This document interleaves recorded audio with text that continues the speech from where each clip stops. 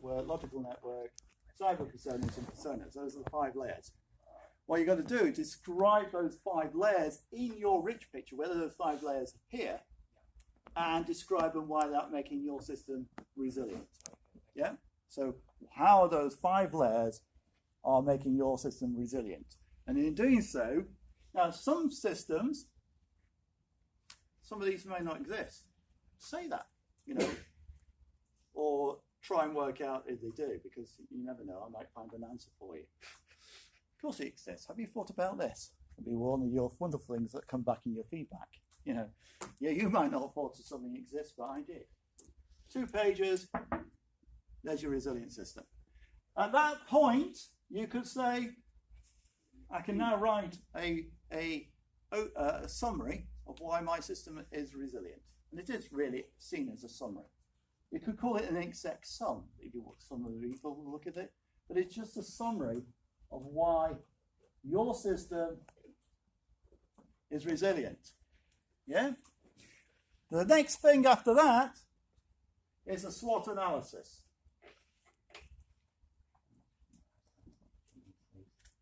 And T, yeah? SWOT. Draw a SWOT analysis. Do a full analysis. Now, often people can put those as bullet points in the diagram, and then there's a little bit of wording underneath. Yeah. So strengths, weaknesses, opportunities, and threats. Now, a good one is opportunities, and that's looking at benefits. Yeah. When you're looking at resilience, benefits are very useful. Yeah. So that one may be the biggest one of the lot. Opportunities. All right. That's. Would you say like 5 for each then? Yeah, you could look at 5 bullet points here.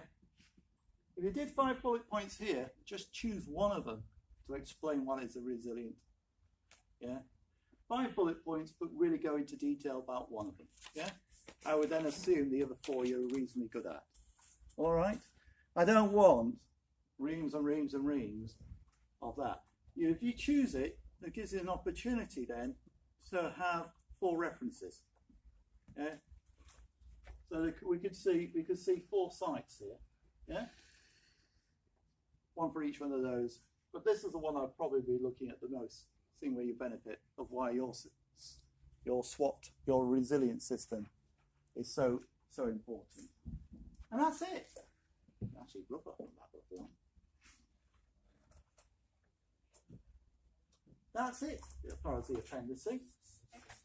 Now, by the time you finish doing this appendice, So, question. How Yeah. many pages for SWOT? 2, 1, 2. 2. Yeah. About the critiques. Oh, forgot about the critiques. And then yes, 5 critiques. Now, you've got your critiques here. So you can have critique 1. No, 2 pages. Critique 2. Critique 3. Critique 4. Critique 5. I knew I had a reason for that. Thank you very much. Right, so 2 pages for each critique. Page 1 is a data form. It's just following a straightforward page. Page 2, now that's important. So there's your 1, 2, 3, 4, 5, and 6. That's where the real marks are. So you get 1 for reflection, and you get 1 for analysis, synthesis, and eval. You get 1 mark for that, 1 mark for analysis, synthesis, evaluation, and a reflective. These are 5, right? So effectively there's 4 marks on page 2. All right? And you've still only got a page. So a paragraph about analysis, a paragraph about synthesis, and a paragraph about an evaluation. And remember, and this is what a lot of you are failing to do, it's relating that paper to your rich picture. Yeah? The relationship is between the critique of the paper you're looking at to the rich picture you've got. So if you chose, I don't know, an STS, a paper on a social technical system architecture, for argument's sake, your evaluation is how does your analysis, how does that paper reinforce why this system is a resilient system? Yeah. So you're looking for your critique to reinforce your argument why your social technical system is a resilient system. Yeah? Are you happy with that? Or it could be, if you're choosing dependability as your lens, you could argue why the system is a dependable system. It won't be here, it won't be used in this area, it'll be used in somewhere over here. And these critiques can be cited here or cited in the main body. Right? So your critique could either be cited in the appendice or cited in the main body, so long as it is cited. Yeah? Yes? How would you cite your critiques? Because I know if you cited an appendix, you'd say see Appendix A. Yeah. No, you don't do it on a critique. So you would do here, it will be in the normal citation. Okay. Oh, right. So. And then it will be Blogs 2005 here, or Richardson 2012, or whatever else. It's a still normal Harvard critique. If you wanted to refer to your own one of your own critiques in your main body, how would you do that? No, it's still the citation of the paper. Right. Okay. So it's, if this critique one was written by Blogs, Yeah. you still critique it as Blog 2016. Yeah. Yeah. Still remember to put a title on the top of the critique. And people still forget doing that occasionally. I get rather upset with that by the time we get to the fifth one. 2. No, I'll cross that out and give them 1. Forget the title. Yeah. So there you go. What do the 2 boxes say on the second column? Sorry, I can't read it. 2 boxes. So on the bottom 2 boxes on the second column. Geopositioning, physical Okay. network, logical network, cyber persona. Thank you. Yeah? Anybody else all right? Happy? So, if we really went to town on it, 2, 3, maybe 4, 5, 6, 7, 8, 9, 10, 11, 12, 13, 14, 15, 16, 17, 18, 19, 20, 21, 22, 23 pages. You're seeing more than 23 pages in your appendices, you've gone over the top, right? That's the maximum number. You should be less than 23 pages, yeah? Now, some of you are thinking, I can write a page a day. That's all right, please do. You've got plenty of time between now and then. If you wrote one of these pages every day between now and the 10th of January, we will have the whole thing done. And you still have time left over. And as I've been telling you to start this since the middle of October, you've lost a few days, some of you. This could have been done in your sleep by now. Yeah? But anyhow, there you go. So the appendices is everything you take control of. You control all this. You're the one who chooses your rich picture. You're the ones who's determining why it's resilient. You're the ones that are telling me all these wonderful things. And there's plenty of scope of finding supportive evidence to prove it. Yeah? Choose yourself a decent system, like, a hospital ward, an intensive care unit, baby maternity unit, or something like that. Anything like that. There's thousands of pages on it, yeah? Would anybody want to go into an emergency operation theatre that wasn't resilient? Yeah? Think about all the characteristics that make a resilient system. Yeah. Personally, if I thought the doctors weren't experts, I would like to get out. Yeah. So yes. So what, do you want 2 pages with one with a table and one detailing why? Yes. On the table, identify 5 strengths, 5 weaknesses, 5 opportunities, and 5 threats. But on the next page, choose one of them and then spell it out. Why is that a strength for this resilient system? Why is this a weakness to this resilient system? Why is this an opportunity for this resilient system? And why is this a threat to this resilient system? Yeah? Spell it out. 4 paragraphs, basically. And you may choose to find 4 citations to support your argument, which is good. gone over 15 now. You're happy now. You actually meet the criteria by now. Because you've done, not only have you done that, but you've got 1, 2, 3, 4, 5 more. Hey, by the way, make sure they're in the citations as well. I have noticed 1 or 2 people forget to quote their critiques in their citation. Yeah? Please make sure your critiques are in your citation and they are actually used in your argument. There's no point in doing a critique and not use it. You know, it becomes null and void. And that could be 5 marks thrown away. Maximum. Actually, some of you, probably 3 to 4 marks thrown away. We won't see many 5s, will we? You'll all be going, oh, I can get away with doing just this amount of work. You're lazy people, aren't you? Actually, where is he? How many critiques are you going to do, Marcus? 5. Oh, well done. That's the magic number. If you can keep that in your head, we'll be all right. Yeah. Sorry, Yes. on the rich picture, does it have to demonstrate 5 examples of PST in there as well? Yeah. Right. Take your rich picture, put it into your P, and draw on your picture where you see a P1, a P2, P3, P4, and then explain it underneath the picture what those P's are. Yeah? And why they are resilient processors, why they're resilient storages, why they are resilient transmits. And you should be able to do that all in one page. Yeah? So your picture is now being used once, twice, 3, 4 times so far. You may even find it's useful in identifying where these components are. Maybe even 6 times your picture's been used already. This is going to be a very useful picture for you. Hence the reason, do it first. Yeah? Right? Now we're going to the main body.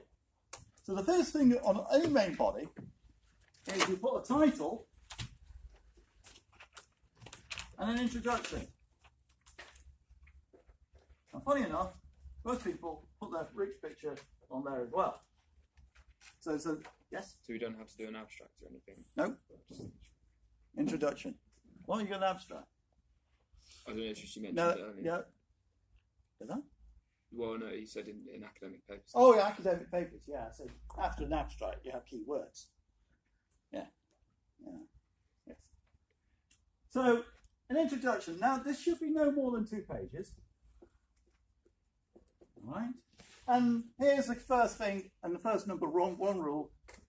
Last 2 pages to be done. Right? Do not write your introduction until you know what the hell you're introducing.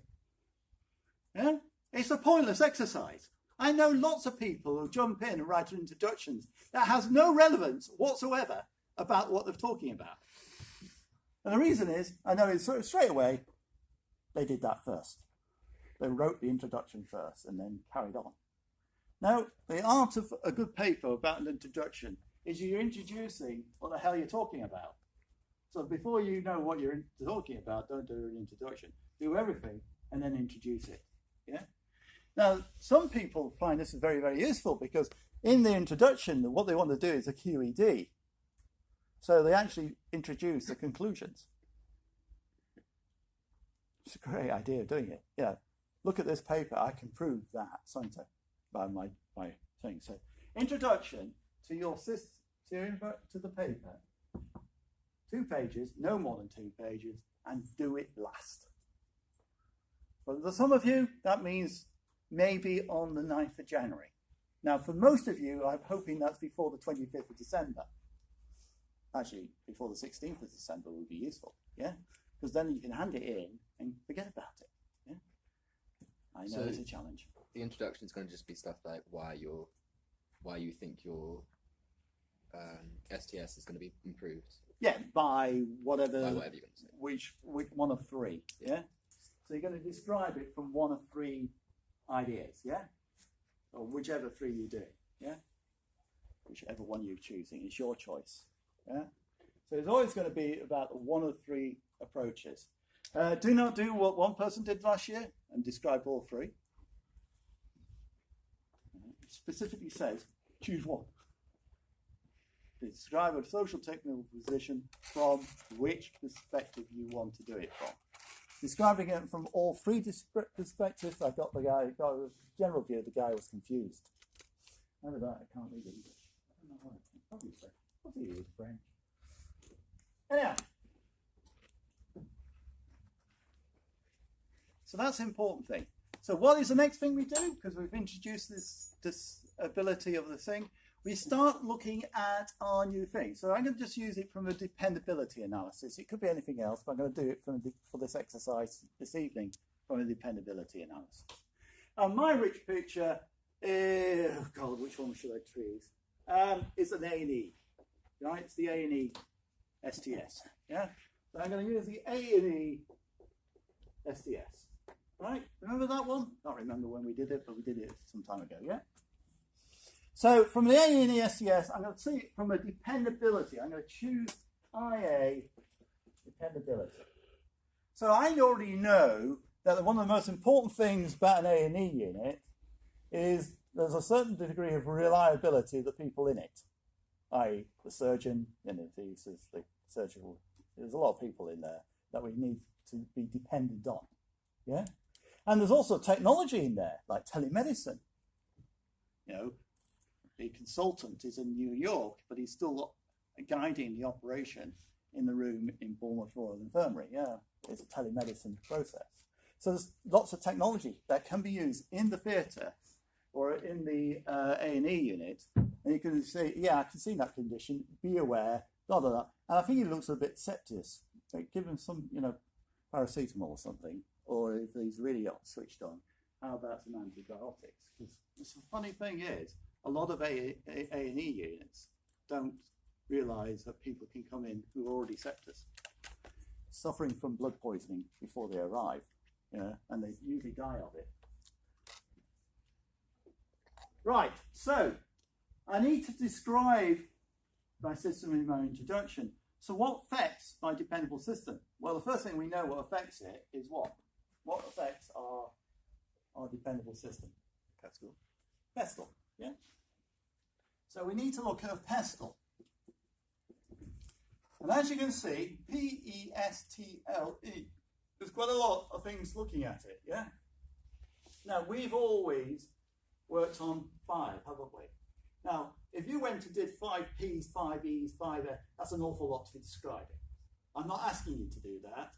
I'm asking you to choose the most relevant domain of pestle, yeah? So if this is my wonderful A&E unit, what do you think is the most relevant of my P-E-S-T-L-E? Well, if you listened to the budget yesterday, politics. They're not putting enough money into the National Health to make the A&E units cope over the winter discourse.